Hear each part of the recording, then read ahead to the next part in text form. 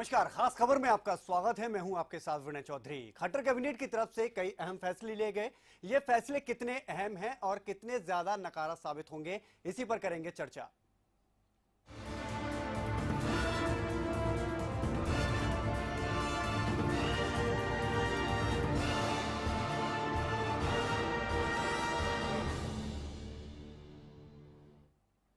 फैसले कितने अहम? जी हां, खट्टर कैबिनेट की बैठक हुई जिसमें कई अहम फैसले लिए गए। जहां एक तरफ वाहन रजिस्ट्रेशन फीस बढ़ाकर आम जनता की जेब ढीली कर दी गई, वहीं दूसरी तरफ से कर्मचारियों को राहत देते हुए ट्रिब्यूनल की अगर बात करें, राज्य प्रशासनिक ट्रिब्यूनल का गठन कर दिया गया, जिससे अब कर्मचारियों को राहत मिलेगी। ये रिपोर्ट देखते हैं, फिर करेंगे चर्चा। खट्टर कैबिनेट के अहम फैसले। वाहन रजिस्ट्रेशन फीस में होगी बढ़ोतरी। 10 लाख रुपए की कार पर 80,000 फीस। राज्य प्रशासनिक ट्रिब्यूनल का होगा गठन। हरियाणा पुलिस भर्ती बोर्ड भी हुआ खत्म। अब कर्मचारी चयन आयोग करेगा भर्ती। हरियाणा में अव्यवस्थित कार्यप्रणाली के लिए अब तक पूर्व सरकार के फैसलों पर ब्रेक लगाने वाली खट्टर सरकार ने कुछ अहम फैसले लिए हैं, लेकिन अच्छे दिनों का सपना दिखाने वाली सरकार का यह फैसला सीधा जनता की जेब पर असर डालेगा। सरकार के फैसले के बाद अब प्रदेश में गाड़ी खरीदने का सपना देखने वालों को जेब ढीली करनी पड़ेगी। लेकिन कहीं न कहीं प्रदेश की बिगड़ी शिक्षा व्यवस्था, पुलिस भर्ती में भ्रष्टाचार के मामलों में लगाम लगेगी। सबसे पहले सरकार की ओर से लिए गए अहम फैसलों की बात करें तो स्कूलों में सेमेस्टर सिस्टम प्रणाली खत्म होगी। 9वीं और 11वीं कक्षा में सेमेस्टर सिस्टम इस साल से खत्म हो जाएगा, जबकि 10वीं और 12वीं में अगले सत्र से यह लागू होगा। पहली से 8वीं कक्षा तक के विद्यार्थियों की मासिक परीक्षाएं लेने के लिए फैसला लिया गया है। मनोहर सरकार ने पुलिस भर्ती बोर्ड खत्म कर दिया है। अब पुलिस की भर्ती हरियाणा कर्मचारी चयन आयोग ही करेगा। भर्ती में पारदर्शिता लाने के लिए ऐसा किया गया। ऑनलाइन हुआ सी फॉर्म। सरकार ने व्यापारियों के लिए नई सुविधा सी फॉर्म को ऑनलाइन कर दिया। सी फॉर्म ऑनलाइन होने से इस कार्य में असुविधाएं कम होंगी। वाहन रजिस्ट्रेशन फीस में होगी बढ़ोतरी। हरियाणा सरकार ने वाहन रजिस्ट्रेशन फीस में बढ़ोतरी कर दी गई है। निजी प्रयोग के लिए 75,000 रूपए तक का दुपहिया वाहन खरीदने पर अब 4% टैक्स लगेगा। राज्य प्रशासनिक ट्रिब्यूनल का होगा गठन। एसएटी के गठन से कर्मचारियों की शिकायतों और सेवा मामलों को निपटाने में तेजी आएगी। अदालती मामलों का जल्द निपटारा होगा। सरकार के फैसले काफी अहम माने जा रहे हैं, लेकिन देखना ये होगा कि सरकार के इन फैसलों का कितना सकारात्मक असर होगा। क्या सरकार के इन फैसलों के बाद सी फॉर्म प्रक्रिया से भ्रष्टाचार पर ब्रेक लग पाएगी? क्या पुलिस भर्ती प्रक्रिया में होने वाली धांधली रुक पाएगी? क्या अदालती मामलों का लेखा जोखा कम होगा? Bureau report, Haryana news.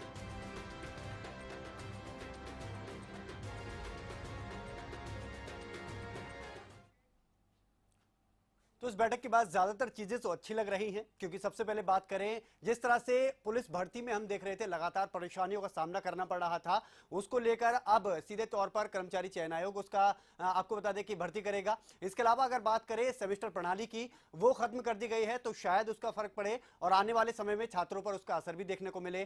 शिक्षाविद हैं प्रोफेसर अनंत कुमार जी हमारे साथ जुड़े हुए हैं। बहुत बहुत स्वागत है प्रोफेसर आपका। धन्यवाद। अनंत जी, किस तरह से देखते हैं, सेमेस्टर प्रणाली खत्म कर दी गई अब?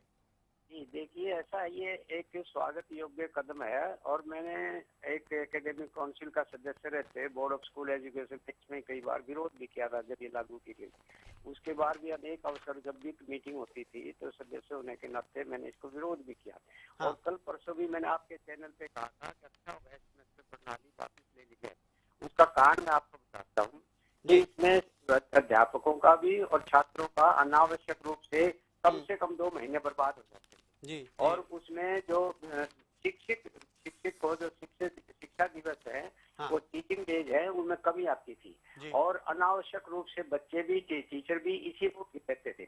हाँ। दूसरी बड़ी बात इसकी मैं टेक्निकल बात आपको बताऊं कि सेमेस्टर प्रणाली हाँ। वहाँ कहीं भी कामयाब नहीं हो सकती जहाँ लाखों में बच्चे बैठते हो। हाँ। अब हरियाणा में 10+2 में 3.5 लाख और 10th क्लास में 4.25 लाख बच्चे बैठते हैं। जी। तो यहाँ ये प्रणाली कभी भी कामयाब नहीं हो सकती। ये तो उन टेक्निकल कोर्सेज के लिए की गई थी जैसे इंजीनियरिंग कॉलेजेज में, जहाँ छात्रों की संख्या कुछ हजारों में ही होती है।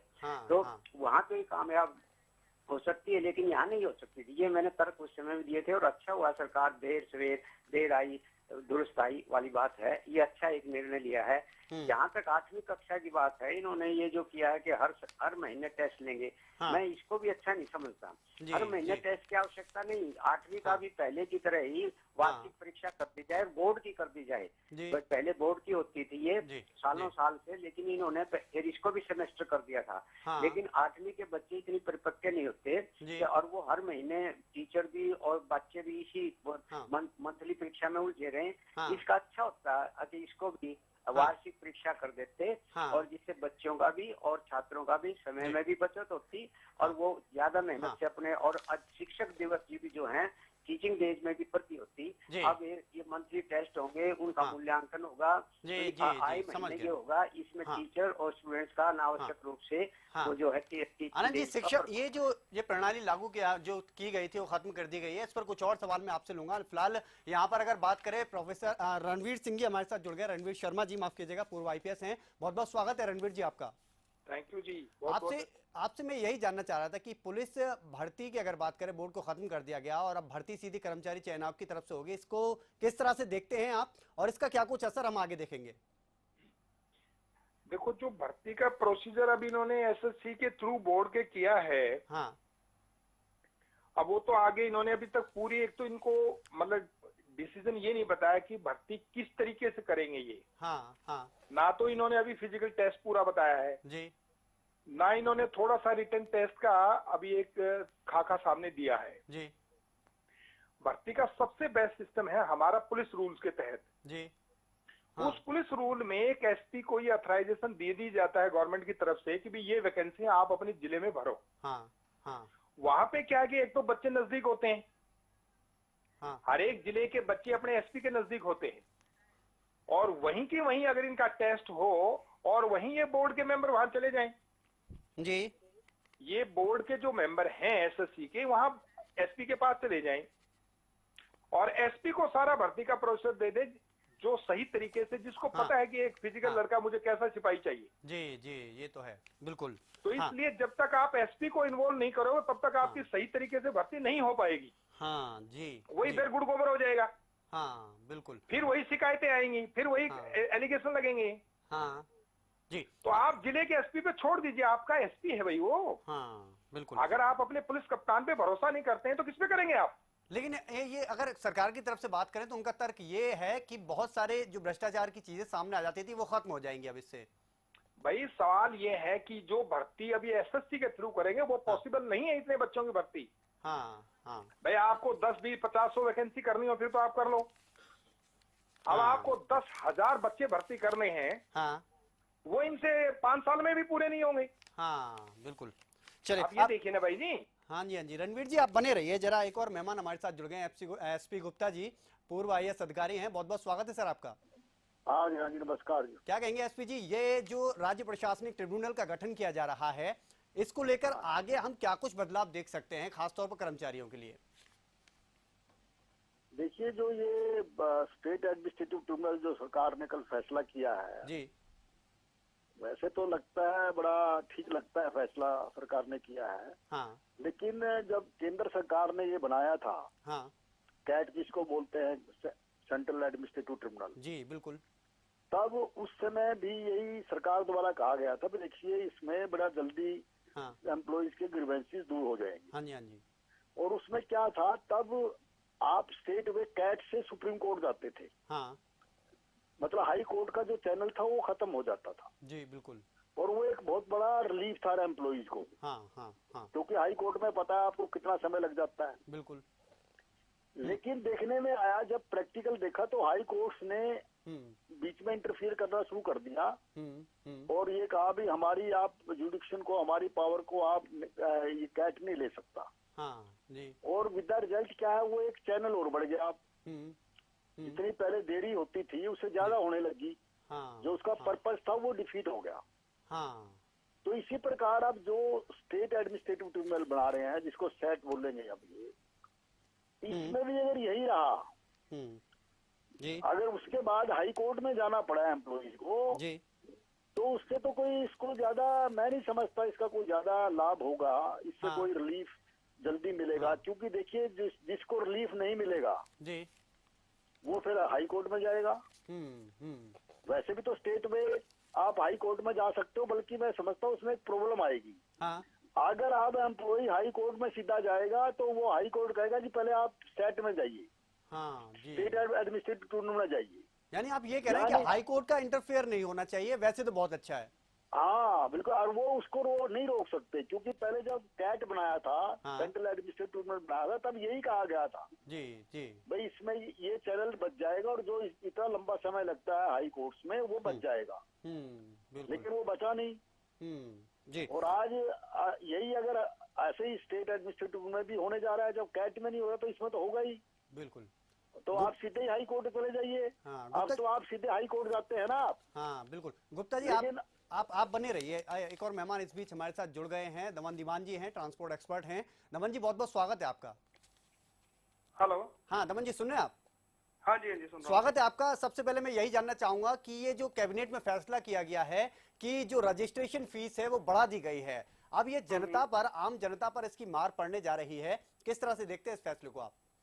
देखिए, इस फैसले को तो हरियाणा सरकार ने तो ये सोच रखा है कि ट्रांसपोर्टर्स को भी और इंडस्ट्रीज को भी हरियाणा से भगाना है। हाँ इसीलिए ये फैसले लगातार आ रहे हैं, पहले ट्रांसपोर्टरों के खिलाफ, अब जी। ये इंडस्ट्रीज के खिलाफ। अगर रजिस्ट्रेशन बढ़ेगी तो गाड़ियां महंगी होंगी, जी बिल्कुल। गाड़ियां महंगी होंगी तो उनकी सेल कम होगी। सेल का डायरेक्टली जो प्रोपोर्शनल हमारा ट्रांसपोर्ट इंडस्ट्री के ऊपर पड़ेगा कि हम माल कम ढो पाएंगे, उससे पूरी की पूरी इंडस्ट्री में कहीं ना कहीं कोई ना कोई गिरावट आएगी। हाँ। जो कि सरकार को बड़े सीरियसली सोचना चाहिए कदम उठाने से पहले। हाँ लेकिन दीवान जी एक चीज और है यहाँ पर कि सरकार को लग रहा था कि कोई और यहाँ पर रास्ता नहीं दिख रहा कि अपने राजस्व को बढ़ा लें हम। देखिए, सरकार के पास पहले कांग्रेस की सरकार थी तब भी इन्हीं नीतियों पे चल रही थी। अब इन्होंने डीजल के ऊपर भी दाम बढ़ा दिया हरियाणा के अंदर, जो पहले नहीं था। हाँ जी। अब कारों के या जितनी भी मोटर व्हीकल की आरसीज के ऊपर जो टैक्स बढ़ाया है वो बढ़ा दिया है। तो अगर ये एक ही बारी में अपनी नीति क्लियर कर लेंगे तो उस हिसाब से हम भी लोग अपनी तैयारी करेंगे आगे बिजनेस हरियाणा के अंदर बढ़ाना है या नहीं बढ़ाना। हाँ जी जी बिल्कुल। दीवान जी आप पहले भी, हाँ हाँ बोलिए। पहले भी डीजल की कंजम्पशन उतनी थी, आज भी उतनी है। अब राजस्व को बढ़ाने की, अपने खजाने को बढ़ाने का एकदम से इतना ज्यादा क्या अगर जरूरत पड़ रही है तो उसकी क्लियरिटी तो बिल्कुल चाहिए ना। बिल्कुल। दीवान जी आप बने रहिए। आनंद जी हमारे साथ लगातार बने हुए हैं। आनंद जी, सेमेस्टर प्रणाली की भी हम बात कर रहे थे लगातार। मैं ये जानना चाह रहा हूँ कि आप कह रहे हैं सेमेस्टर प्रणाली खत्म कर दी गई है, बहुत अच्छी बात है, लेकिन जो 8वीं तक मासिक टेस्ट लिए जाते हैं वो गलत है, तो उसमें आप क्या गलत चीज देखते हैं? वो मैं ऐसा मानता हूँ हाँ। कि हर महीने अगर बच्चों के टेस्ट लिए जाएंगे, कहने हाँ। का मतलब महीने साल में 12 टेस्ट लिए जाएंगे, हाँ। तो वो टेस्टों के आखिर इवेल्युएशन भी टीचर को करनी पड़ेगी, बच्चों को भी उस दिन खाली रखना पड़ेगा। हाँ। एक तो टीचिंग डे कम होंगे, दूसरी बड़ी बात बच्चे इसमें उलझ के रह जाएंगे। मंथली टेस्ट की आवश्यकता नहीं होती, और एक एनुअल एग्जाम कर दीजिए। हाँ। और एनुअल एग्जाम में एक तो मान्यता भी ज्यादा रहेगी, एक जैसे प्रश्न पत्र आएंगे, एक हाँ। जैसा डिफिकल्टी लेवल रहेगा, एक जैसा इंटेलिजेंस लेवल रहेगा बच्चों का। सारे प्रदेश के बच्चों का। अब मंथली टेस्ट तो एक डिस्ट्रिक्ट में किसी लेवल का पेपर सेट होगा, दूसरे डिस्ट्रिक्ट में किसी लेवल का टेस्ट होगा, और ये उन स्थानीय स्तर का वैसे होगा। तो इसमें एक रूपता और मापदंड जो निर्धारित होने चाहिए वो नहीं हो पाएंगे, और एक बच्चों का और टीचरों का अनावश्यक रूप से टाइम वेस्ट होगा। ये मेरा कहना। शुक्रिया आनंद जी आपका बातचीत करने के लिए, हमारे साथ बने रहने के लिए, और मेहमानों से हम गुजारिश करेंगे कि बने रहें। यहाँ पर एक ब्रेक का समय हो रहा है, लेकिन यहाँ पर जो फैसले ले गए हैं उन फैसलों पर बहुत सारी नकारात्मक चीजें भी निकलकर सामने आ रही हैं। जैसे कि अगर ट्रांसपोर्ट की खासतौर पर बात करें, रजिस्ट्रेशन फीस बढ़ा दी गई है, आम जनता पर भी इसका जेब पर मार पड़ेगा, और साथ ही आपको बता दें कि ट्रांसपोर्ट के यूनियन को खासतौर पर उनको भी दिक्कतों का सामना करना पड़ेगा। एक ब्रेक ले रहे हैं, लगातार हम चाहेंगे कि इस पर चर्चा करते रहें और आत्म मंथन करें कि क्या ये फैसले जो हैं इनमें से ज्यादातर फैसले सही है या गलत।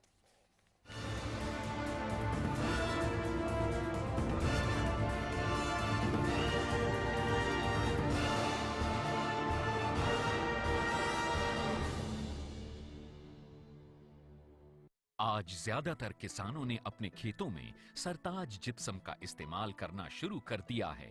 सरताज जिप्सम डाली है और उसका रिजल्ट बहुत ही अच्छा है। कनक का झाड़ 20 या 30 मन निकलता था, लेकिन अब मुझे उम्मीद है कि 60 या 65 मन कनक निकलेगी। सरताज जिप्सम नेचुरल इंपोर्टेड सल्फर व कैल्शियम से युक्त। बालों की समस्या से क्यों हो परेशान? बच्चा खाए या जवान, सबका इलाज होगा एक समान। सिर दर्द और कब्ज होंगे 3 दिन में छूमंतर, न जादू न टोना, है केवल आयुर्वेदिक तंत्र। नाड़ी वैद्य हूं मैं, आयुर्वेद का कमाल देखना। ला इलाज हो कोई भी बीमारी, जड़ से होगा उसका इलाज देखना। कमजोरों के लिए बना दिया है ऐसा रसायन, खाकर उसको जीवन का आनंद देखना। देखिए कायाकल्प सुबह 10:30 बजे और दोपहर 1:30 बजे रोजाना सिर्फ हरियाणा न्यूज पर।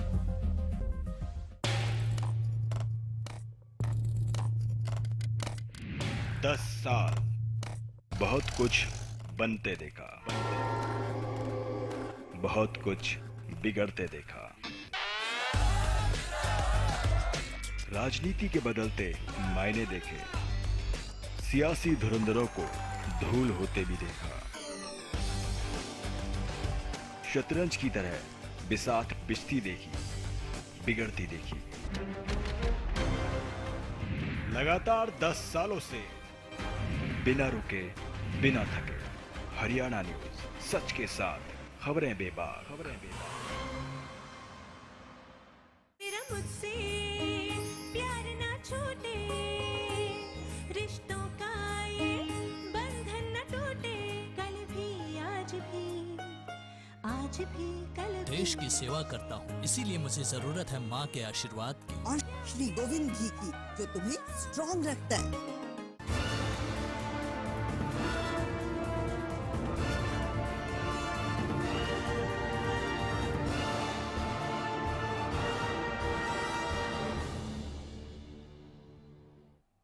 भगवा स्वागत है आपका। तो सीएम खट्टर की तरफ से कैबिनेट की बैठक में कई अहम फैसले लिए गए और इन अहम फैसलों पर आज हम चर्चा कर रहे हैं कि किस तरह से पुलिस भर्ती बोर्ड को खत्म कर दिया गया और सीधा अब जो भर्ती होगी पुलिस कर्मियों की वो होगी कर्मचारी चयन आयोग की तरफ से। इस पर हमने बातचीत की और सीधे तौर पर यह निष्कर्ष अभी तक निकल कर आया है कि इससे पूरी तरह से पारदर्शिता देखने को नहीं मिलेगी, क्योंकि आपके जो अधिकारी होंगे पुलिस में उनकी जो भूमिका है वो खत्म हो जाएगी। साथ ही वाहनों की अगर बात करें तो इस पर आम जनता से पर तो इसका प्रभाव पड़ेगा ही जेब पर, और साथ ही जो गाड़ियों की सेल होगी वो भी कहीं ना कहीं प्रभावित होगी, क्योंकि रजिस्ट्रेशन फीस अब बढ़ा दी गई है। इसके अलावा एक जो फैसला सामने आया कि सेमेस्टर प्रणाली जो थी वो खत्म कर दी गई है 9वीं से 12वीं तक में।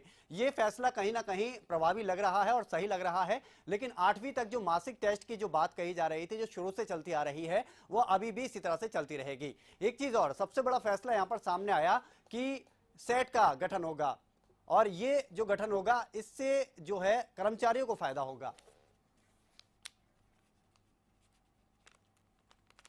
गोविंद भारद्वाज जी जुड़ गए हमारे साथ इस बीच, बीजेपी के प्रवक्ता हैं। गोविंद जी बहुत बहुत स्वागत है आपका। नमस्कार। गोविंद जी, जो फैसले लिए गए हैं कैबिनेट में, इन फैसलों पर हमने जब बहुत ज्यादा विचार किया है तो कुछ फैसले ऐसे हैं जिनसे कहीं ना कहीं नाराजगी देखने को मिल रही है। एक तो रजिस्ट्रेशन की अगर बात करें, गाड़ियों पर रजिस्ट्रेशन बढ़ाया गया है, उससे ट्रांसपोर्ट के जो विशेषज्ञ हैं उनका कहना है कि इससे सेल पर प्रभाव पड़ेगा। इस पर आप क्या कहेंगे? पहले तो नहीं, ये काल्पनिक प्रश्न है। अभी प्रैक्टिकली जैसे जैसे ये डिसीजन हुए हैं, इनके रिजल्ट सामने आएंगे तो सरकार विचार करेगी। हाँ, यानी फिर विचार किया जाएगा। फैसला लिया है तो विचार विमर्श करके ही लिया गया होगा, तो फिर विचार करने से क्या फायदा? नहीं नहीं, अगर कोई इस तरह की बात आई तो फैसला तो विचार विमर्श करके सारे प्रोस एंड कॉन्स देख करके किया होगा फैसले। हाँ जी, एक चीज के बारे में और आपने अच्छी तरह से देखा होगा कि यहाँ पर राज्य प्रशासनिक जो गठन है कर्मचारियों की समस्याओं के लिए जो ट्रिब्यूनल का गठन किया जा रहा है, उसे किस तरह से देखते हैं? क्योंकि ज्यादातर लोगों का ये कहना है कि जो केंद्र में हम देख रहे हैं, हाईकोर्ट का इंटरप्शन देखने को मिल गया था उसमें, और जिसकी वजह से वही देरी फिर से देखने को मिल रही थी, और उन फैसलों की देरी को निपटाने के लिए ट्रिब्यूनल के गठन की बात कही जा रही है। आप क्या कहेंगे इस पर? गोविंद जी, सुने आप? हाँ जी, जल्दी से कर्मचारियों को उनकी समस्याओं का निदान मिले, ट्रिब्यूनल इसीलिए गठित किए गए। हाँ, नहीं, लेकिन तब प्रभावी है गोविंद जी जब उसमें हाईकोर्ट का दखल ना हो। अगर हाईकोर्ट का दखल होगा तो फिर वही चीजें देखने को मिलेंगी। हाईकोर्ट पर कोई सरकार ये थोड़ी कर सकती है। हाईकोर्ट तो हाईकोर्ट है। हाँ, अगर कोई कर्मचारी हाईकोर्ट में जाएगा और उसकी डायरेक्शंस हमको मिले तो सरकार को तो उसको फॉलो तो करनी पड़ेगी। हम हाईकोर्ट का सम्मान करते हैं, माननीय हाईकोर्ट जैसे आदेश करें। गोविंद जी, यही बात तो मैं कह रहा हूं कि हम देख रहे हैं केंद्र में अगर बात करें तो खुद हाईकोर्ट ने उसमें अपनी दखलंदाजी की। उन्होंने कहा कि आप हमारे अधिकार सेट को कैसे दे सकते हैं, ये बात मैं कर रहा हूं। अच्छा। हाँ हाँ, तो इसमें अब आप बताइए, जब हाईकोर्ट की तरफ से अगर फिर से इस तरह की दखलंदाजी देखने को मिली तो देरी तो फिर से वही देखने को मिलेगी, तो इसका फायदा क्या होगा? मैं समझता हूँ ये बड़े ज्यादा ऊपर का विषय है। हाँ। मैं इस पर ज्यादा कुछ कहना नहीं चाहूंगा। जी, आप बने रहिए हमारे साथ। बीबी बत्रा जी बने हुए हैं, कांग्रेस से प्रवक्ता हैं। बहुत बहुत स्वागत है बीबी बत्रा जी आपका। बत्रा जी सुन रहे हैं आप? हाँ जी, सुन रहा हूँ। स्वागत है आपका। बत्रा जी, किस तरह से देखते हैं कैबिनेट में कई अहम फैसले लिए गए हैं? कैट का जो गठन हुआ और सेंट्रल के एडमिनिस्ट्रेटिव ट्रिब्यूनल एक सेंट्रल एक्ट है। हाँ। जिसके नीचे कैट बनाई गई। हाँ। अब ये इन्होंने एसएटी स्टेट एडमिनिस्ट्रेटिव ट्रिब्यूनल बनाई है। हाँ। अब उसका प्रारूप क्या देते हैं, उसका एक्ट क्या देते हैं, उसकी रिलीफ क्या होती है, उसमें अपॉइंटमेंट जजेस की या किस तरह के ट्रिब्यूनल की अपॉइंटमेंट होती हैं। हाँ। ये काफी बातों पे निर्भर करेगा और निश्चित रूप से ये है कि अगर जुरिडिक्शन पॉइंट ऑफ व्यू के ऊपर कुछ रिस्ट्रिक्शंस होती हैं तो हाईकोर्ट की पेंडेंसी घट सकती है। नहीं तो अदरवाइज एक एवेन्यू और अब सबके लिए बढ़ा दिया गया कि पहले तो स्टेट एडमिनिस्ट्रेटिव ट्रिब्यूनल के अंदर जाओ, फिर उसके बाद हाईकोर्ट में जाओ। तो अब इसकी एडमिनिस्ट्रेशन जस्टिस की कैसे होगी, क्योंकि they can compare with the cat. अब कैट जितनी इंडिपेंडेंट है उतनी इंडिपेंडेंट अगर एसएटी बनाते हैं उसी हिसाब से, तो ये प्रक्रिया पे डिपेंड करेगा कैसे प्रक्रिया सामने आती है। ठीक है कि काफी केसेस पेंडिंग हैं, 12,000 केसेस एकदम कैट स्टेट एडमिनिस्ट्रेटिव ट्रिब्यूनल को दे देंगे तो उनको भी भुगताने में काफी दिक्कत आएगी। पर ठीक है, it's a progressive step, no doubt in it, but how it will work रूपरेखा देखना चाहते हैं आप, खास तौर पर ये देखना चाहते हैं कि रूपरेखा कैसी होगी। निशान सिंह जी हमारे साथ जुड़ गए, नैलो प्रवक्ता हैं। निशान जी स्वागत है आपका। एक चीज पर यहाँ पर मैं आपसे बात करना चाहूंगा, पुलिस भर्ती बोर्ड का खात्मा कर दिया गया है और अब कर्मचारी चयन आयोग की तरफ से जितनी भी भर्तियां होंगी, इसे किस तरह से देखते हैं? आपको लगता है वाकई में भ्रष्टाचार खत्म होगा अब पुलिस महकमे के अंदर? देखिए, ऐसा है कि भ्रष्टाचार खत्म करने की जहाँ तक बात माननीय मुख्यमंत्री कह रहे हैं, वो हमें जो ना ये भ्रष्टाचार को खत्म करने के लिए मुद्दत समय लगेगा और उससे सबसे पहले जो मुख्यमंत्री जी के काबीना के लोग हैं, उनके वजीर हैं, बाकी सभी सीनियर पदों पे बैठे लोग हैं, पहले उनको ठीक करना होगा। उनकी नीयत ठीक होनी होगी। उसके बाद जाकर के ये इतनी जल्दी भ्रष्टाचार का जो कैंसर का रोग है इतनी जल्दी खत्म होने वाला नहीं है। चाहे वो कर्मचारी चयन आयोग भर्ती करें, चाहे वो जैसे पहले डिस्ट्रिक्ट लेवल पे एसपी के लेवल पे होती थी वो करें। कैसे भी जो चयन हो कर्मचारियों का, पुलिस के लोगों का, उसके लिए नीतम हमें पहले अपने आप को ठीक करना होगा, फिर जाकर के भ्रष्टाचार खत्म होगा। ये कहने से या भाषण देने से भ्रष्टाचार खत्म होने वाला नहीं है। हमारे फैसले तो लागू कर दिए, फैसले लागू किए गए, कैबिनेट की बैठक इसीलिए हुई, तो अब कहने वाली बात तो रही नहीं, कुछ तो कदम उठाया गया है। जी नहीं, वो ठीक है। हम इस बात के लिए प्रयास करते हैं कि प्रयास हो रहा है। तो प्रयास जो है वो कामयाब तब होगा जब सत्ता में बैठे हुए लोग अपने आप को ठीक करेंगे। जब तक वो पैसे लगते रहेंगे तो नीचे के कर्मचारियों को कैसे रोक पाओगे? तो इसलिए सरकार को खुद को अपने आप को ठीक करना होगा। मुख्यमंत्री ईमानदार है, इसमें कोई दो राय नहीं जी। लेकिन उनके साथी जो है रोज नित नया दिन बातें आ रही हैं कि जिस तरीके से चल रही है सरकार, तो ये सत्ता में बैठे हुए लोग जब तक ईमानदारी का जो है ना वो पाठ अपने आप को नहीं पढ़ाएंगे तब तक ये खत्म होने वाला नहीं।